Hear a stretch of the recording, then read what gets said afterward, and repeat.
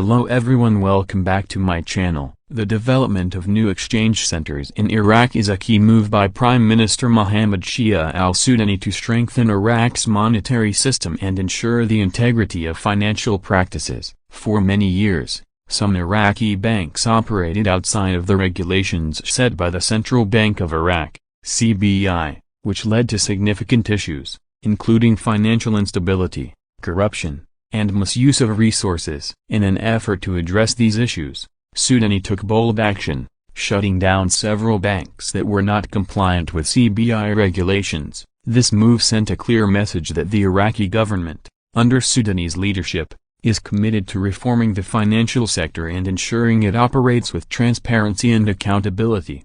However, the story does not end there. Recently, Sudani has begun reopening many of the banks he had initially shut down. This decision was strategic and aligns with his vision for Iraq's monetary reform. By controlling the reopening process, he can ensure that only compliant banks are allowed to resume operations, creating a financial system that is both stable and trustworthy. This is significant because, for the first time in decades, Iraq's monetary reform is progressing without interference from corrupt political influences or individuals seeking personal gain. Sudani's approach demonstrates his commitment to putting Iraq's economic future first. By creating new exchange centers and reopening banks under strict supervision, he is setting up a framework that fosters transparency. This reform is not only about controlling the banks, it's about establishing a financial environment that can support the growth of Iraq's economy and instill confidence among Iraqis and international investors. When citizens and foreign investors see that the government is serious about preventing corruption and enforcing regulations,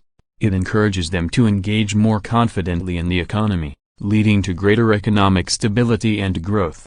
The creation of these exchange centers represents a fundamental shift in how Iraq's financial system is managed. Before, many of these banks operated with little oversight, allowing a handful of individuals to exploit the system. Now, with Sudani at the helm of these reforms, Iraq's financial sector is on a path toward modernization and legitimacy. Sudani's leadership in these reforms is crucial because it represents a break from past practices where financial decisions were influenced by political agendas and personal gain.